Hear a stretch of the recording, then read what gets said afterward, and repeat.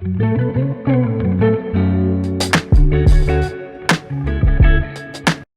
I'm with Shane Lamming, part of Royal Robotics 2522, and I'm here to interview him about his job. So first off, what's your background and what did you major in? Okay, so I do international patent law for Davis Wright Tremaine, which means I take patent applications that are filed in the United States and I file them all over the world. Nice. All right. And what was your was this your first job in STEM or? So I started out when I went to college. I initially was a chemical engineer, and then I figured out I didn't like distillations. So I went through a bunch of different majors and ended up with a degree in English and mostly a degree in chemistry. I'm one class short from a degree in chemistry. Yeah. All right. Yeah. And going into college, this is what you expected to do, or is this what you wanted to do? No, actually, this is a job that I just fell into because I had studied biology and chemistry in college, even though I didn't finish my degree in it. I knew how to do organic chemistry and to do DNA sequence listings and that kind of stuff. So based on my knowledge of that, with a college degree in anything, I was able to start working at a law firm doing international patent law as a biotech paralegal. When you file certain kinds of patents in patent offices, it has to fit a certain format, and there's some international convention and there's some where you have to change conventions. So my ability to search organic compounds in the CAS system and my ability to do DNA sequence listings and searches of DNA sequence led to what has become a 25-year career in law. Nice. And was that your favorite thing in college, or did you have another experience or moment? I really liked college. I did a lot of different things. I was a dance major for a while. Dance. I ended up with an English degree. I did a minor in mathematics. I enjoyed physics. I just really enjoyed learning and the learning experience. Oh. And just curiosity gets you a lot in life, I found. Did you maybe have a not so favorable experience in college? Yeah, when I got to my distillations class in chemical engineering, Yeah. I was just like, really? This is all about boiling things and then cooling them down. The professor's like, yeah, isn't it great? And I'm like, maybe not. Alright. And if you were going to go to college again, would you major in anything different? If I was to go to college again, I think I'd still do an English degree because that has served me really well. Being able to communicate well, doesn't matter what you're doing, will always serve you well. I probably would do mechanical engineering and English. English, okay. Especially in the field that I'm now. With that combination, I could work as a patent agent and make really good money just writing patent applications and prosecuting patents. Right. Yeah. And do you remember your first job, STEM or not, just out of college? Out of college or during college or before college? Anything. Okay, so first job out of college, I managed a bookstore. Okay. And then I moved to Alaska and was a wildland firefighter. And then I was an accountant for Princess Tours. And then didn't have a job for the winter in Alaska and moved back to Seattle and was working temp jobs. And I had always had an interest in writing and editing, and there was a law firm that did copyright law that was looking for someone to work in the mailroom. And they did a small amount of copyright law and a whole bunch of biotech. So within the course of 3 years, I went from new temp hired in the mailroom to senior paralegal doing really complicated and fun and interesting things. And was that your first job relating to STEM or? That's my first one where I got paid to be curious and to think scientifically and yeah. And for your current job, what does a typical day look like for you?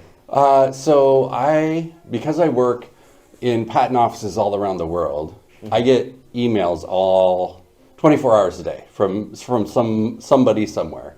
So a typical day, the first couple hours is me just triaging my inbox. I get about 200 to 300, sometimes up to 800 emails in a day, and just going through and shifting and going, that's really important, that's not. And doing that triage, that's the beginning of my day. And actually, it's probably the most productive part of my day.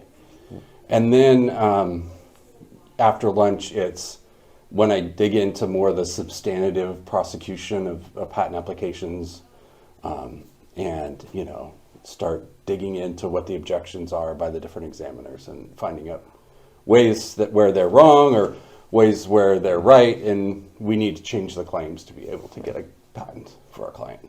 And what's your favorite part about your day? I really like my whole day because I have the best job in the world. I get to play the most complicated strategy game in the world on a daily basis. I have gotten patents granted in 193 different countries. Wow. Each different country has their patent law is similar, but everyone is different. Yeah. So what I love about my job is I get to play this really high level thinking strategy game with different patent offices to administratively get my clients the something of value to protect their intellectual property. Right. Yeah. And do you find yourself having like repetitive days or doing the same thing? So when you're a paralegal, especially a patent paralegal, there's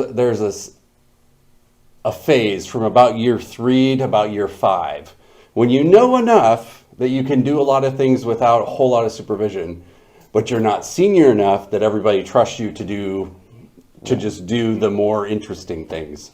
Luckily, I've been doing this for about 25 years, and I get to do interesting things. And I have 4 paralegals that work under me, and I give them the less interesting things to do. Yeah. And is that what like a typical entry-level job looks like in your field? Yeah, so usually getting into patents, there's no school you can go to. In order to take the U.S. Patent and Trademark Office patent bar, you need a Bachelor of Science, and then you need to study for and pass a test about U.S. patent law. So you don't have to have a law degree. Oh. You do have to work under an attorney if you're a patent agent. Most of the attorneys I work for are like the most fascinating people you've ever met. They have it's not uncommon for them to have a PhD and a law degree. I worked for one guy who had a PhD, a medical degree, and a law degree. Oh. And his patents were just fascinating because they're biotech. Double PhDs is not uncommon. The engineering field does a little differently, which I've noticed that my practice tends to have changed a bit. Yeah. And now we're doing a lot more blockchain and cryptography and AI. Those guys are typically the ones that went and got a master's degree in mathematics or a master's in electrical engineering or started out as a computer science engineer or a cryptocurrency. And their stuff's really interesting as well. It's more math heavy than the biotech guys they're kind of like artists. They kind of think in beautiful pictures of chemical molecules and DNA strands that do fantastic things, which that's what I like to do. I can do the crypto stuff too. Yeah, all right. And are there any interesting things being done in your field right now? Yes. Because of attorney-client privilege, I can't tell you which clients I work for. However, I work for one client that I'm currently working on a pan-flu vaccine. In other words, one vaccine that you would get every year that would protect you from any of the known strains of flu dating back to past the Spanish flu, back to the 1890s. Fascinating stuff. Really complicated. I work on one client that has built this database that will anticipate which master regulatory proteins will be upregulated or downregulated based on the drugs and the perturbation that's added to the body.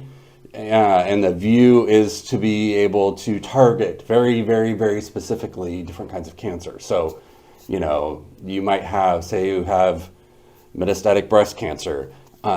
Based on your DNA, and the drugs that are in this scope, they have built this very robust program that will analyze those and figure out, one, which master regulatory proteins are being too upregulated or too downregulated, and then provide input on drugs to change that, to be able to unbalance the cancer and rebalance the person.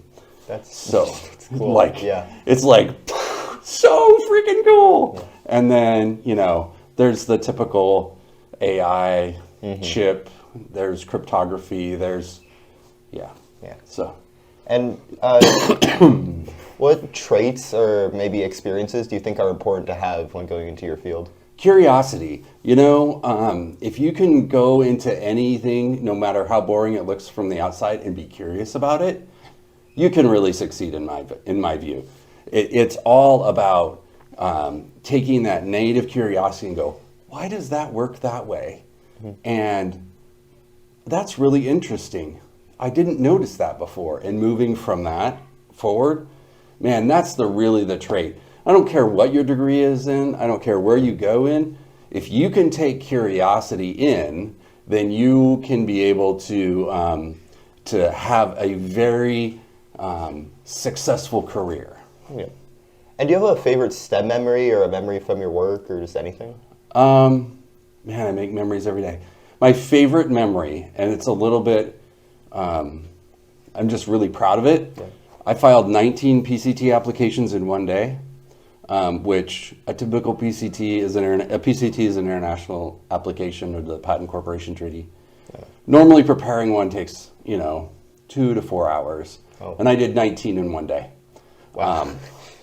That was one of mine that I was just like, man, I rocked it that day.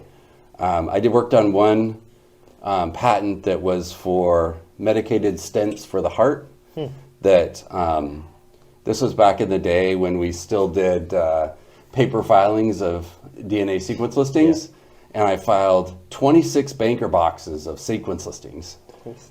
And if you don't know what they look like, it's just pages of pages of pages of CTG, CTG, just literally 26 banker boxes. And we had to go through and check literally every character on every page to make sure that they matched. And it was like, kind of like, oh, you just love torture. Well, it wasn't that I loved torture, but it was one of those things that I got through it, and I was really proud of my day.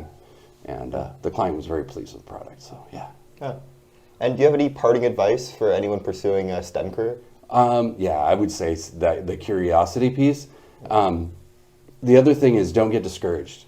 We all run into stuff that we don't get it, right? And it's hard, and we're grinding on it. Keep trying. Find other people to talk to about it. And as you talk to other people, as you interact with other people, that's the point when you're able to start to understand, because we know things not only because we know them as individuals, but we know them in community. Mm-hmm. So lean into that community that you have and that you will build. Find ways to build contacts and find mentors. A mentor might not know everything you know, but a mentor should know something you don't know, or be able to help you with something you don't know. Find as many mentors as you can and learn from those relationships and learn from other people. All right. Well, thank you very much for your time. Yeah, thank you.